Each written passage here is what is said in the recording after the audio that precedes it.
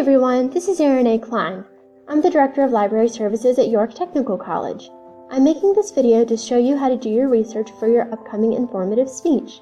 Remember that you can skip back and forth if you need to see something demonstrated again. The first resource that we're going to use for this research is called the Occupational Outlook Handbook, or OOH. To get to the handbook, simply Google Occupational Outlook Handbook or OOH. Click the link for the Occupational Outlook Handbook. Once you're in the OOH, you can either browse jobs by category, or you can search for a specific job using the search box right here. I usually recommend browsing by category over here on the left. First, click a general category, then you can click a specific occupation. This is a useful way of searching because if you know the category of your dream job but not the specific job, you'll be able to browse your options. Once you've clicked a specific job, you'll be able to see all of the information that should be included in your speech. These tabs across the top allow you to go directly to the information that you need. It's important to look at the What They Do and the Work Environment tabs to make sure that you have a full picture of what you'll be doing if you choose this job.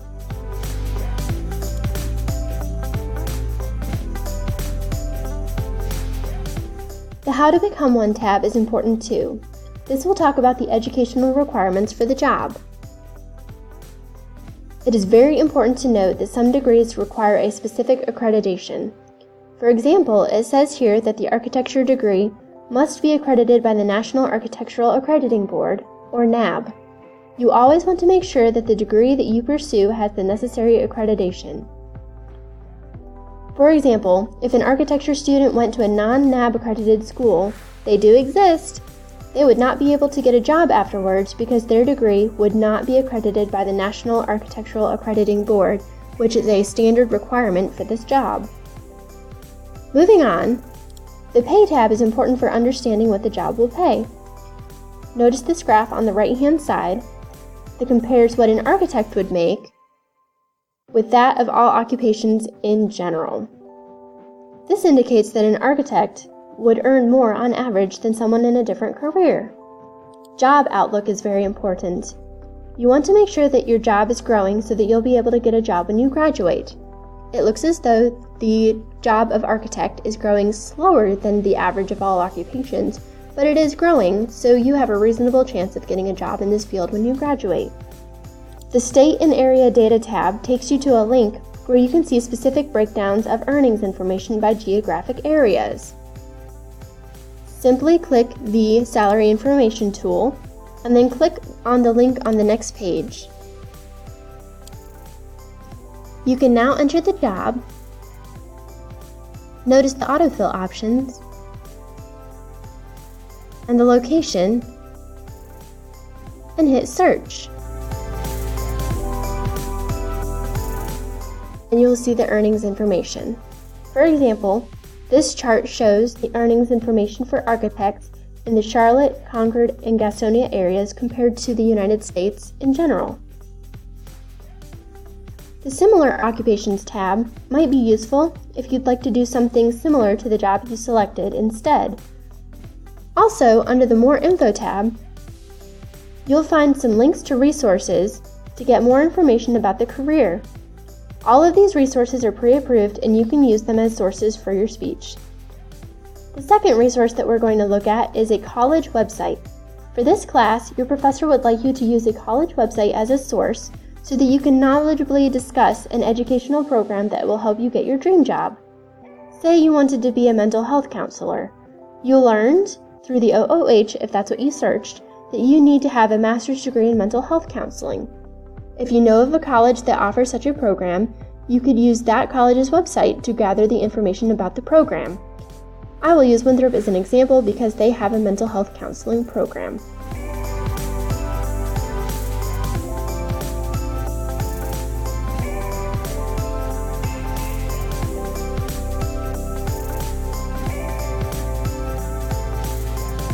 You simply have to go to the college website and find the page that talks about the program. As you see here, Winthrop's page about the program talks about the admissions requirements, or what you have to do to get into the program, the types of courses you will have to take, and you'll see here that you have to take practicums and internships. These are all great talking points. I'd like to take a quick second to talk about citing these sources. Because the OOH and the college website, such as Winthrop's, are not in the library's databases, they do not have an automatic citation. Therefore, you must create one. The first step to creating a citation is to go to the Citations section of your speech outline. You will then enter the title of the article, the name of the website, the date that you accessed the website, and the link. The title of the website must describe the content.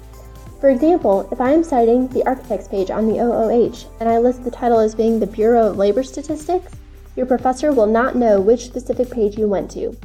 Rather, the title of this article is Architects, because that's what describes the content. The name of the website is a broader entity that publishes the website. This is usually printed in the top left corner or along the top. For example, the name of this website is the Occupational Outlook Handbook.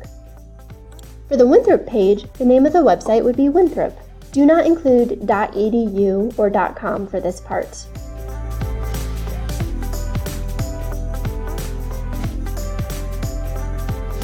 Next, enter the date that you accessed the site. Notice that the date format is day, month, year. This is very important. If the accession date was today, you would enter 8 August 2019. This is day, month, year. Finally, you would include the URL from the address box. Note that all MLA citations end in a period. To remove these blue links, you simply right-click and click Remove Hyperlink. You should also pay close attention to the punctuation and formatting. The title should be followed by a period inside the quotation marks. The name of the website should be italicized, followed by a comma, then the date, followed by a comma, then the URL, followed by a period. Once you have done all of that, all of your citations must be Times New Roman, size 12, double-spaced,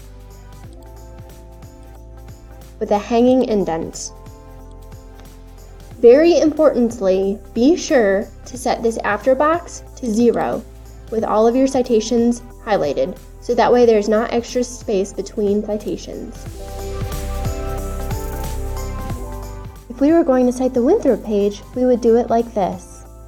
The title would be Masters of Education, Counseling and Development, Clinical Mental Health Counseling Concentration, because that's what describes the content.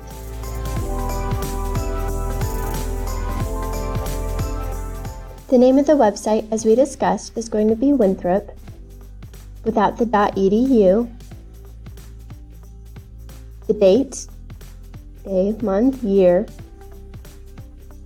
and the URL.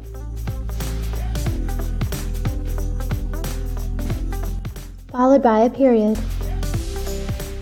Going back to the research, the last resource that I'm going to show is the library's databases.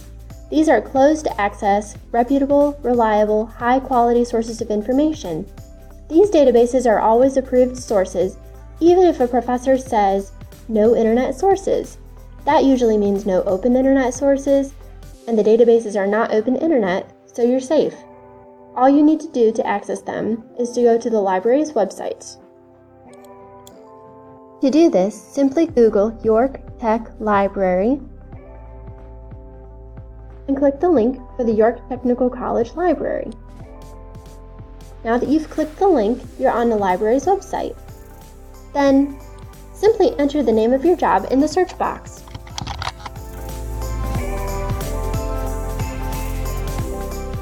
Try to keep it as simple as possible so that a Start Your Research option comes up. If you get a research starter, this is a great source. Simply click it and find the information that you need.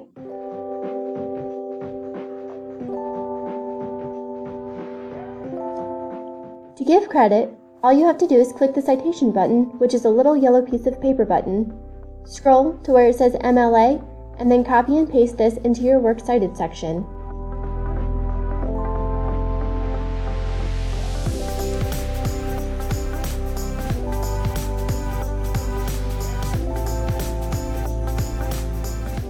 Make sure that this citation is Times New Roman, size 12, double-spaced, with a hanging indent as well.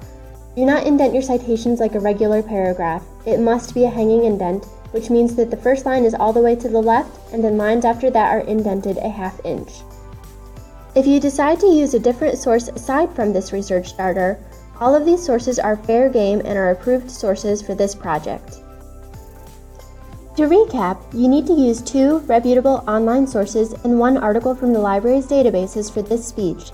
If you use the Occupational Outlook Handbook as one source and a college website as another, that's your 2 reputable online sources. If you use the search box on the library's website to find an article, such as that research starter that we talked about, that's your article from the library's databases. That's all the information that you're required to have, so as long as you find the information that you need from them and cite them properly, you're good to go. I hope that this has been helpful. As always, feel free to set up an appointment with me by emailing me at ekline, that's ECLINE, @yorktech.edu. I'm happy to help. Good luck!